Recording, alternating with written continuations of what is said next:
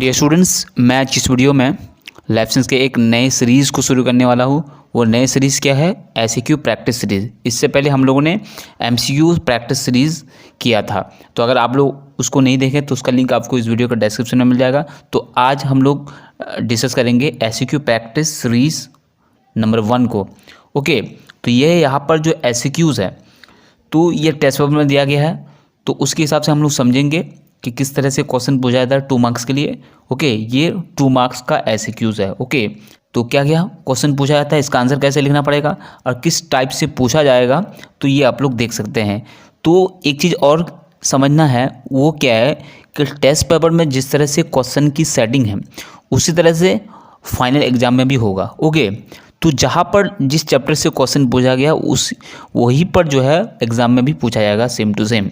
Okay, तो आप लोग ध्यान से समझने की कोशिश करें। सेम टू सेम जो टेस्ट पेपर में जो सेटिंग है, जो सिस्टम है, जो मॉडल दिया गया है, उसी हिसाब से ही फाइनल में भी एग्ज़ाम होगा, उस तरह के क्वेश्चन पूछे जाएंगे। ओके, तो यहाँ पर एक डेमो है, समझो टेस्ट पेपर क्या है, एक डेमो है। तो ये जो रहेंगे 2 मार्क्स के एसक्यूज़, ओके, ये ग्रुप सी में रहेंगे।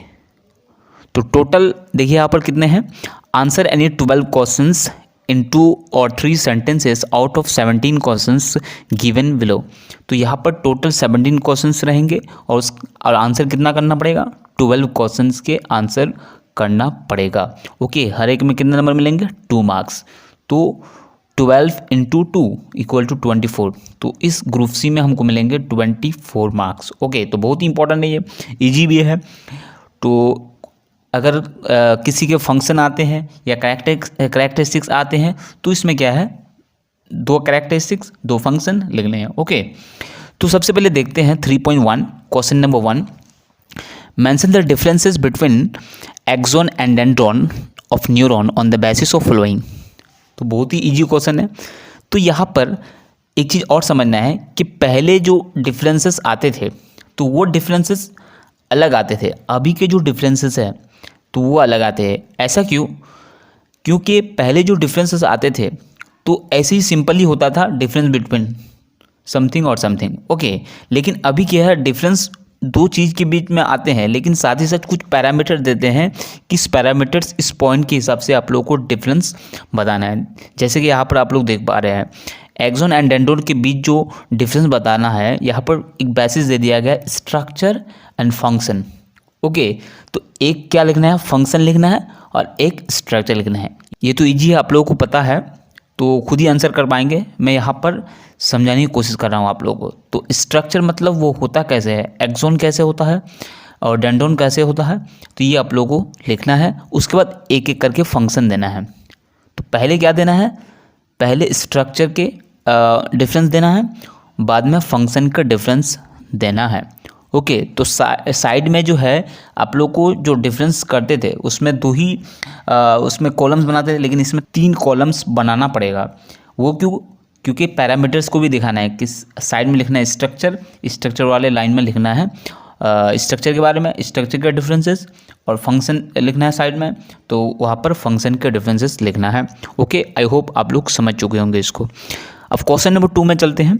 For correction of which defects in vision of eye spectacles of convex and concave lenses are used. तो किस तरह के आई डिफेक्ट्स में जो है चश्मा जो होते हैं उसमें कन्वेक्स लेंस और कॉन्केव लेंस का यूज़ किया जाता है। ये आप लोगों को पता होगा कि मायोपिया और हाइपरमेट्रोपिया जो 2 डिजीज़ है, तो इनमें कॉन्वेक्स लेंस और कॉन्केव लेंस यूज़ किया जाता है। तो किस में किया जाता है, मायोपिया में क्या किया जाता है, और हाइपरमेट्रोपिया में कौन सा लेंस यूज़ किया जाता है, आप लोगों को पता होगा। यही तो सिर्फ बताना है, क्योंकि 2 मार्क्स के क्वेश्चन है, 2 चीज़ इसलिए है। क्वेश्चन नंबर 3 है। देखिए क्वेश्चन नंबर 3 में जो बताने जा रहा हूँ ये बिल्कुल डिफरेंट क्वेश्चन है। ओके, तो लेकिन ईजी भी है। List the name of the hormones related to flowing function. तो कुछ फंक्शन है, उस फंक्शन के रिलेटेड क्या लिखना है, हार्मोन का नाम लिखना है। पॉइंट नंबर 1 क्या है, देखिए, regulation of sugar level in blood में जो है शुगर लेवल को रेगुलेट करता है, मतलब बैलेंस बनाए रखता है। तो कौन सा हार्मोन होगा, ये आप लोग को पता होगा, insulin. Point number 2, increase heart rate, ये भी आप लोग को पता होगा, एड्रेनलिन हार्मोन होगा।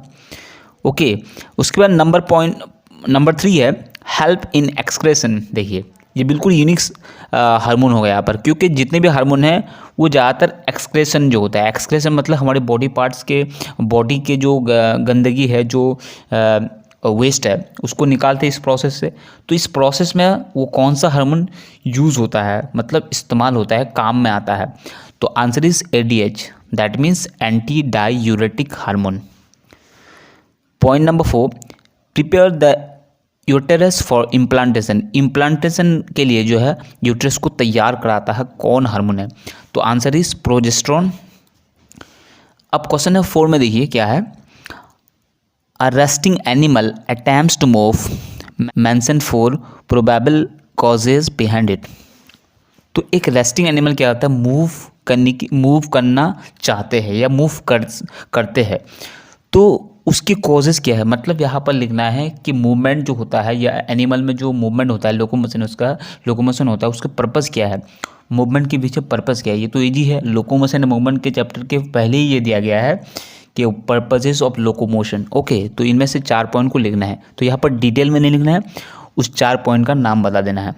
Okay, question number 5, right differences between sexual reproduction on the basis of. तो ये क्वेश्चन गलत कर दिया टाइप सेवर में, तो ये होगा right differences between sexual reproduction and asexual reproduction. तो सेक्सुअल रिप्रोडक्शन और एसेक्सुअल रिप्रोडक्शन में डिफरेंस लिखना है। देखिए यहाँ पर भी पैरामीटर दिया गया है, नंबर ऑफ फेलियल जनरेशन, दूसरा पॉइंट है role of evolution.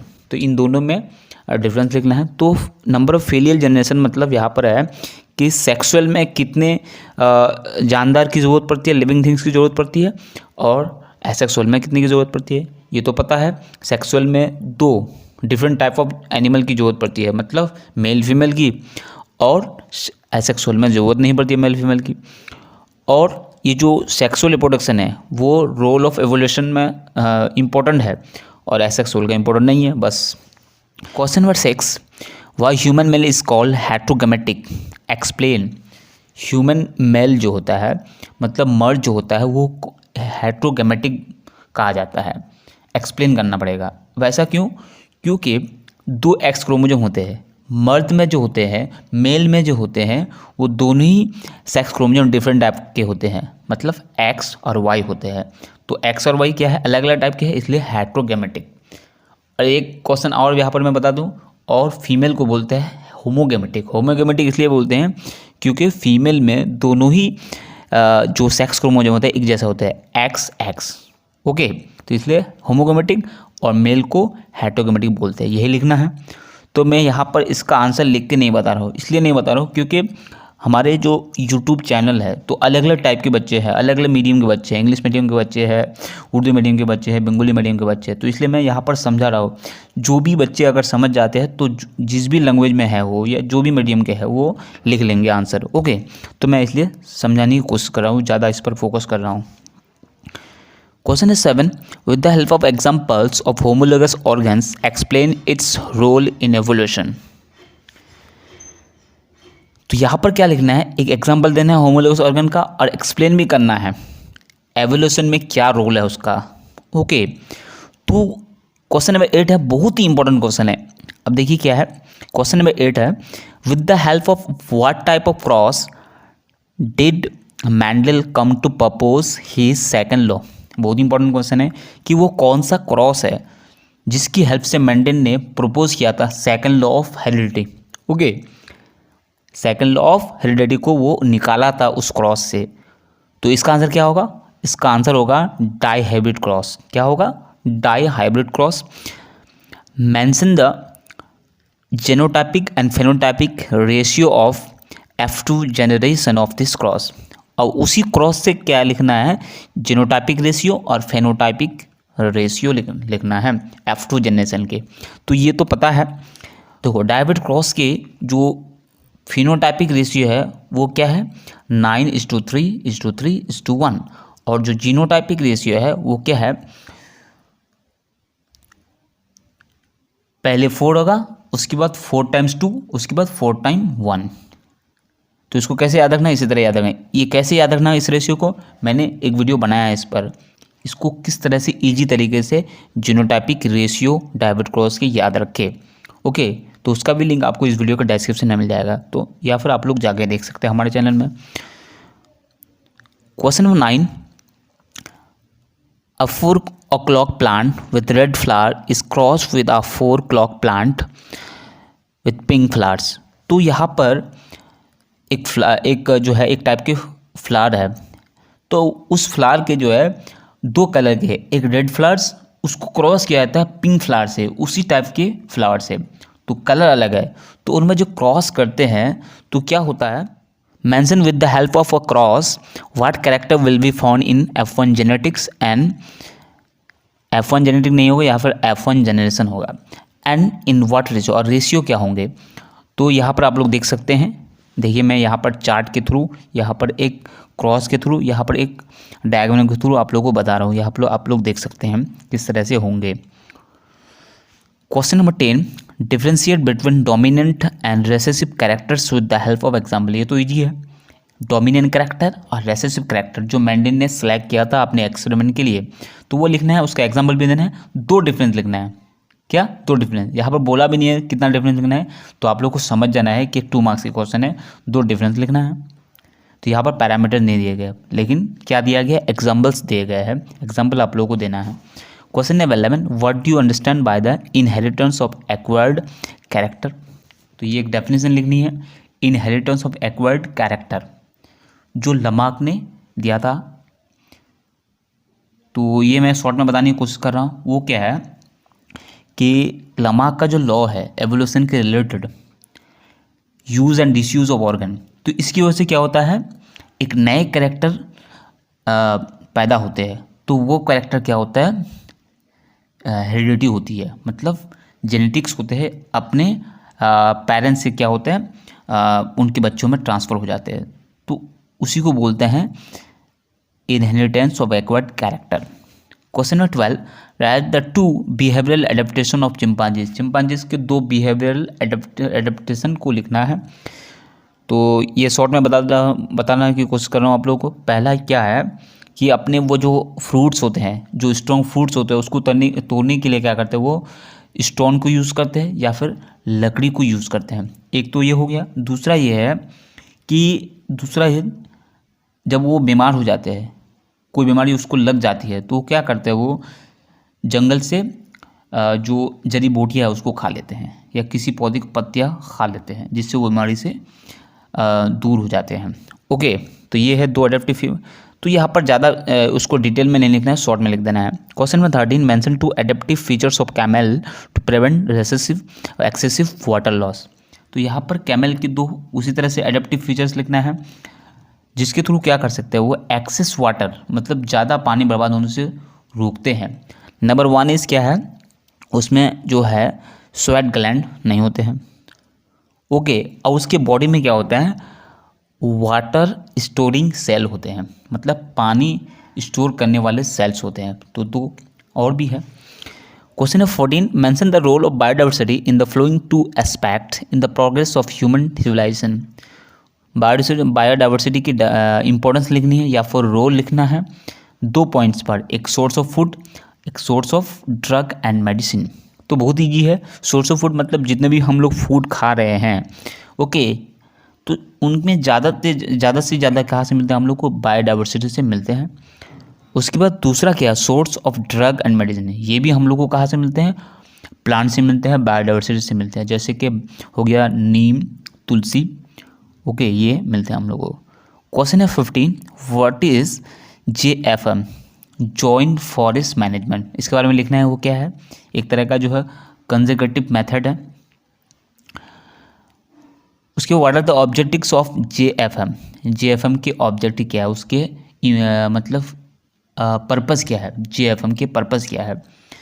Question number 16, write the differences between ex situ and in situ conservation on the basis of following parameters. तो यहाँ पर ex situ conservation and in situ conservation में difference लिखना है। नीचे parameters दिए गए हैं। नंबर 1 पैरामीटर्स क्या है, नेचर ऑफ हैबिटेट, उसके abundancy of species. Okay, nature of habitat मतलब ex situ में प्लेस जो होता है, जगह जो होती है, वो कैसी होती है, और इन सितु में कैसे होते हैं? तो देखिए, एक्स सितु में जो है आर्टिफिशियल जगह होती है, उनका असली जगह नहीं है जानवरों का, और इन सितु में असली जगह होती है, उसकी असली जगह नेचुरल उसका हैबिटेट है, नेचुरल है। Okay, abundancy of species. अब देखिए किस में ज़्यादा एनिमल्स होंगे, तो जाहिर सी बात है इन सितु में होंगे। Last question is, recently you have come to know that there is rapid industrialization taking place in the Sundarban area and hence many problems are rising. तो एक यहाँ पर स्टेटमेंट दी गई है, बोलता है कि हाल ही में तुम जान पाए कि बहुत ही तेज़ी से इंडस्ट्रियलाइजेशन होता है, कहाँ पर? सुंदरबन एरिया में। तो उसकी वजह से बहुत सारे प्रॉब्लम जो बढ़ रहे हैं, डिस्कस देम। वो प्रॉब्लम क्या है? एक तो क्या होंगे, ये मैंग्रोव जो फॉरेस्ट है सुंदरबन में वो बर्बाद हो जाएंगे, जंगल काटे जाएंगे, जंगली जानवरों की जो है रहने की जगह वो जो है उस तबाह वो बर्बाद हो जाएंगे। ओके, पोल्यूशन बढ़ेंगे। तो बहुत सारे कॉजेज़ है, इनका नाम लिख देना है यहाँ पर, छोटा करके एक लाइन में, सिंपल लाइन में लिख देना है 2 मार्क्स के लिए। तो दो तीन पॉइंट लिख देना है। तो यहाँ पर मैं टेस्ट वर्ड से बताया, पूरे क्वेश्चन का आंसर यहाँ पर बताने की कोशिश किया, जो इजी है आप लोगों को बताने दिया। ओके, अगर इनमें से कुछ पता नहीं है तो आप लोग कमेंट करके बता सकते हैं।